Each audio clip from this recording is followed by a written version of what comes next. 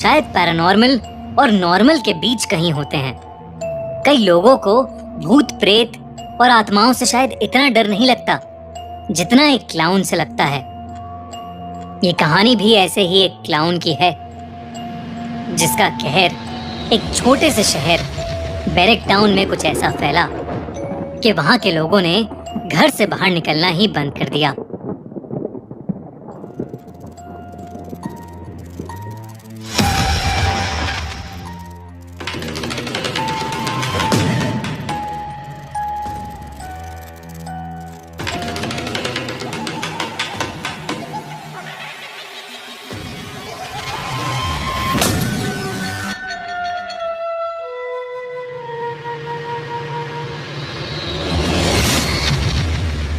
आज एना का बर्थडे है। वो पूरे 13 साल की हो गई है। उसके बर्थडे पर उसकी मॉम मेगन और डैड स्टीव ने पूरा घर सजाया है, पर एना ने सुबह से अपना कमरा ही नहीं खोला। एना, ओपन द डोर बेटा।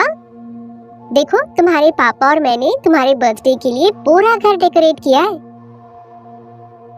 एना, जिद नहीं करते, जल्दी से बाहर आओ। अब अपनी मॉम को परेशान मत करो। मेगन और स्टीव के कई बार बुलाने पर भी कोई जवाब नहीं आया। अंदर से बस सिसकियों की आवाज आ रही थी।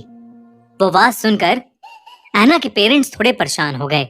उन्होंने फिर से एक बार एना को दरवाजा खोलने के लिए कहा तो एना उन पर चिल्ला पड़ी, बस करो, प्लीज बस करो। पर एना बेटा, क्या हुआ? जो कुछ भी हुआ है तुम दोनों की वजह से हुआ है। अब मैं जहाँ पहुँच गई हूँ वहाँ से वापस नहीं आ सकती। मुझे अकेला छोड़ दो, जाओ। एना अपने घर वालों पर चिल्लाते चिल्लाते रो पड़ी। उसके बेड पर उसके पास ही एक डॉल पड़ी थी, एक क्लाउन की डॉल। उसने उस डॉल को उठाया और रोते रोते गले से लगा लिया। लेकिन आज जो हो रहा था वो पहली बार नहीं था। एना वैसे तो बहुत ही हंसमुख और खुश मिजाज किस्म की लड़की थी, पर करीब 3 महीने पहले जब उसे पार्क में खेलते हुए वो क्लाउन डॉल मिली थी, तब से वो दिन ब दिन अजीब होती जा रही थी। लोगों से ठीक से बात ना करना, अपने पेरेंट्स पर चिल्लाना और अपने रूम में घंटों घंटों तक खुद को लॉक कर देना। एना ने अपने सभी दोस्तों से बात करना भी छोड़ दिया था। वो बस पूरे टाइम अपनी क्लाउन डॉल से ही खेलती रहती थी। पहले तो एना के पेरेंट्स को लगा कि शायद बच्चों के अंदर टीनेज की उम्र में ऐसे बिहेवियर चेंजेस या बदलाव आते ही हैं। लेकिन अब सिचुएशन थोड़ी ज्यादा आगे बढ़ रही थी। एना के ऐसे बुरी तरह चिल्लाने के बाद एना की मॉम मेगन के भी आंसू आ गए थे। एना के डैड स्टीव ने मेगन के कंधे पर हाथ रखा और मेगन को दिलासा देते हुए वो उसे एना के कमरे के दरवाजे से दूर लेकर चला गया। लेकिन एना के साथ अंदर कोई और भी था। वो क्लाउन डॉल अब एना के पास नहीं थी, बल्कि एना के पास खुद एक क्लाउन बैठा था जो एना के आंसू पोंछ रहा था। एना की जिंदगी में जो कुछ भी घट रहा था वो बहुत अजीब था, लेकिन उससे भी कुछ ज्यादा ही अजीब होने वाला था उस रात, जो बैरेक टाउन के हर एक इंसान का दिल दहला देने वाला था। रॉबिन, एक टीनेजर, अपने दोस्तों के साथ हैंग आउट करके वापस घर लौट रहा था। शाम का समय था और मौसम थोड़ा बिगड़ने लगा था। एकदम से बादल गरजने लगे और आसमान में अंधेरा छा गया। जोरों की एक बिजली कड़की और बहुत तेज बारिश शुरू हो गई। रॉबिन को अब अपनी बाइसिकल चलाने में बहुत दिक्कत हो रही थी, पर वो किसी तरह आगे बढ़ता जा रहा था। लेकिन आगे बढ़ते हुए अचानक से उसके सामने कोई आ गया। कोई अपने हाथ में बड़े सारे गुब्बारे लिए रोड के ठीक सामने खड़ा हो गया था। वो कौन था पता ही नहीं चल पा रहा था, क्योंकि उसका चेहरा गुब्बारों के पीछे ढका हुआ था। रॉबिन को कड़कती बिजली और बारिश में कुछ भी ठीक से नहीं दिख रहा था। ताकि वो उस इंसान से टकरा न जाए, इसलिए उसने जल्दी से अपनी बाइसिकल का हैंडल मोड़ा और उसके हैंडल मोड़ते ही उसकी बाइसिकल रोड पर फिसल गई और रॉबिन धम से जमीन पर नीचे गिर पड़ा।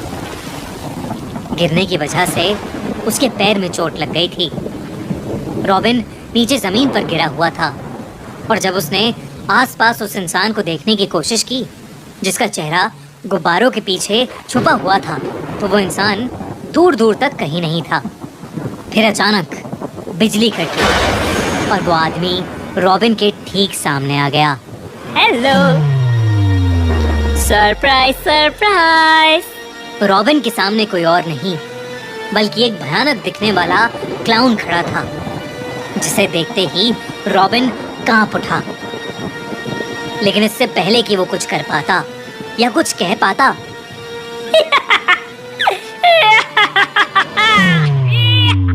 जब रॉबिन देर रात तक घर नहीं आया तो रॉबिन के पेरेंट्स ने उसके बारे में सब जगह मालूम किया, पर कुछ पता नहीं लगा।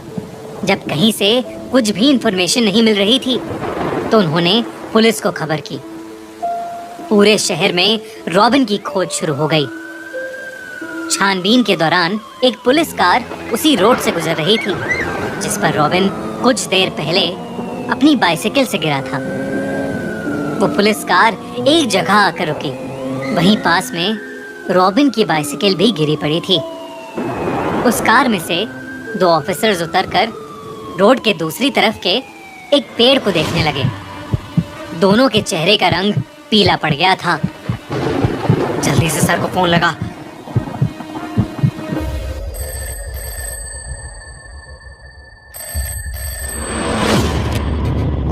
सर। हाँ बोलो। सर, यहाँ पर बहुत बड़ी प्रॉब्लम हो गई है। किसी ने उस बच्चे रॉबिन को मारकर पेड़ पर लटका दिया है। What? सर, आप जल्दी आ जाइए। रॉबिन मर चुका था। उसकी गर्दन से अब भी वही गुब्बारे लटके हुए थे जिसे वो क्लाउन अपने हाथ में लेकर घूम रहा था। एक और चौंका देने वाली बात ये थी कि रॉबिन के पूरे चेहरे पर एक क्लाउन का मेकअप लगा हुआ था।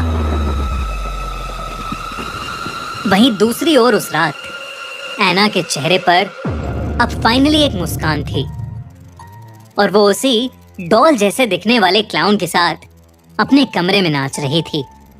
रॉबिन की मौत से पूरा बैरिक टाउन कांप उठा था, लेकिन किसे पता था कि रॉबिन की मौत तो बस एक शुरुआत थी।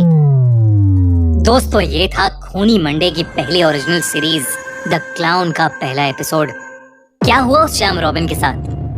कौन है वो क्लाउन और क्या सच में उसी क्लाउन ने रॉबिन को मारा है या इसके पीछे कुछ और राज है? एना को भी एक अजीब सा क्लाउन दिख रहा है।